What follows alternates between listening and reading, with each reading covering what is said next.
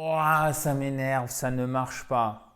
Bon, comment on dit ça en anglais? Eh bien, c'est très simple et surtout, c'est une superbe excuse pour réviser un petit peu les temps. Est-ce que les temps, c'est un peu complexe pour vous? Vous doutez parfois? Je vois une majorité de mains levées. Oui, oui, ok, parfait. Donc, ça tombe bien, on va réviser ça. C'est très simple en fait pour dire ça ne marche pas. On va utiliser le verbe travailler. Work, ça ne travaille pas. Par exemple, it does not work. Ça ne marche pas, mais ici, nous avons un beau présent simple. Donc, on a notre auxiliaire does, troisième personne du singulier, plus notre négation. Ici, on a une forme non contractée, plus notre verbe. Et pourquoi on utilise le présent simple? Pour dire ça ne marche pas de manière générale. D'accord? De manière générale. It does not work. It's not working. Ça m'énerve. It's not working. Ça marche pas. Là, maintenant, là. C'est littéralement, ce n'est pas en train de marcher. It's not working. Souvent, en fait, la possession, je vous raconte n'importe quoi. Le présent progressif, je ne sais pas pourquoi je dis la possession. Le présent progressif, il va être utilisé évidemment pour une action qui a lieu dans le présent. Mais en fait, ici, sa fonction, c'est pas tellement de signifier que l'action a lieu dans le présent, c'est d'accentuer le sens du verbe et donc les conséquences que ça a. Là, ça ne marche pas, là, maintenant, sous-entendu, peut-être que ça vous énerve, peut-être qu'il faut trouver donc immédiatement une solution parce que c'est un gros problème. Vous voyez, c'est la fonction en fait auxiliaire, si je puis dire, qui se cache derrière le fait que ça soit une action en cours dans le présent. C'est le fait d'augmenter l'effet du verbe. It's not working. Ok, on ne va pas dire it does not work. It does not work. Ok, ça ne marche pas de manière générale. Non, it's not working right now. Maintenant, là, d'accord? Right now. Et cette belle écriture rouge me fait penser au bouton de la même couleur, chers amis, qui se trouve juste en bas à droite et sur lequel vous pouvez appuyer pour vous abonner gratuitement à cette Fabulous, Awesome, Amazing YouTube channel. Et d'ailleurs, si vous ne l'avez pas fait, bon, vous pouvez regarder la suite bien évidemment, mais aussi en même temps, récupérez votre kit complet pour vous mettre ou pour vous remettre à l'onglet. C'est gratuit, ça fait 37 pages illustrées concrètes. Il suffit de cliquer sur le i en haut à droite ou sur le lien qui est juste en dessous, dans la description de la vidéo. Pas au passé, décidément, aujourd'hui, au futur. It will not work. Ça ne marchera pas. Prédiction, c'est clair et net. Ça ne fonctionnera pas. D'accord? Oui, parce que c'est la même chose pour fonctionner. Ça ne fonctionne pas, ça ne marche pas. It will not work. Ça n'a pas marché dans le passé, vous voyez? C'est sans qu'il y ait de liaison avec le présent. It did not work. Donc ici, on a un prétérit. Un past simple. Past simple, prétérit, c'est le même temps en fait. OK?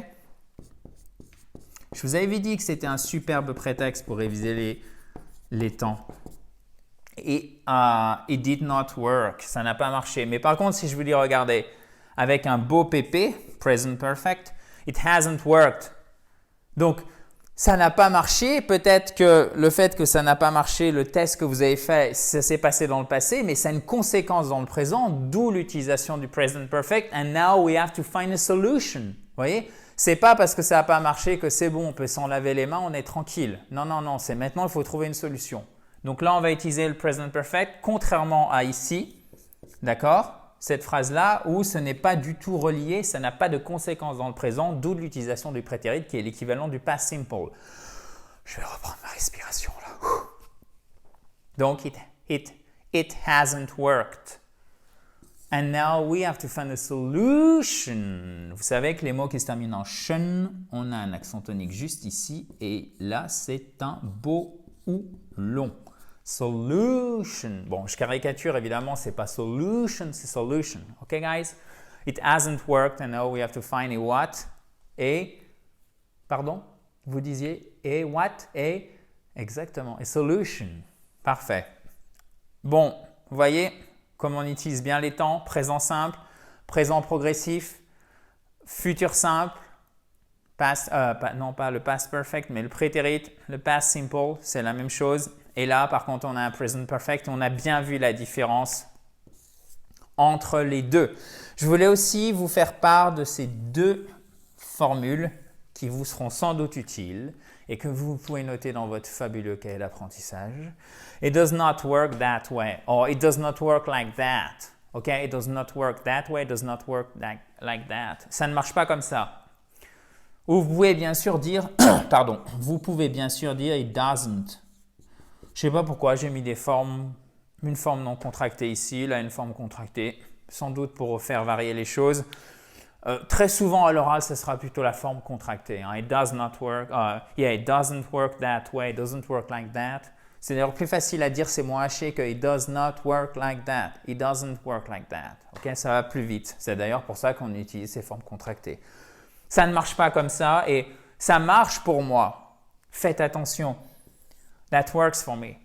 Et là, on utilise plutôt un démonstratif. That, ok, vous pouvez dire this aussi, ça marche, il n'y a pas de souci. À l'oral, ça sera plutôt that pour le coup. Ce truc-là, hein, ça marche pour moi, c'est ok.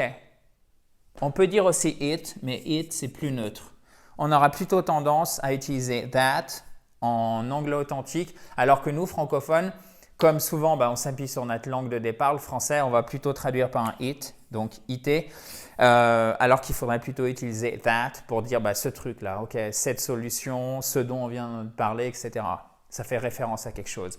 That works for me. Ça marche pour moi. Donc là, au sens figuré, bien évidemment. It doesn't work that way. It hasn't worked. I know we have to find a solution. It did not work yesterday, for example. Hier, ça n'a pas marché. Voilà, c'est tout. Peut-être qu'aujourd'hui, ça marche et c'est bon. Action finie dans le passé. It will not work. It's not working right now. Là, maintenant, immédiatement, right now. And it does not work as usual. Comme d'habitude. As always. As usual, as always. Voilà, chers amis. C'est tout pour aujourd'hui. Dans la joie et la bonne humeur, bien évidemment. Si vous ne l'avez pas fait, récupérez votre kit complet. Il arrive dans votre boîte email, il est gratuit. Il suffit de cliquer sur le i en haut à droite pour le télécharger ou sur le lien qui est en description de la vidéo. D'ailleurs, cette vidéo, si vous l'avez appréciée, vous pouvez mettre un pouce bleu comme ceci en bas à droite. N'hésitez pas, même chose si vous avez des commentaires, des questions, vous avez une section commentaires qui est tout en dessous. Je reviendrai vers vous rapidement. À demain. Talk to you tomorrow. Bye bye.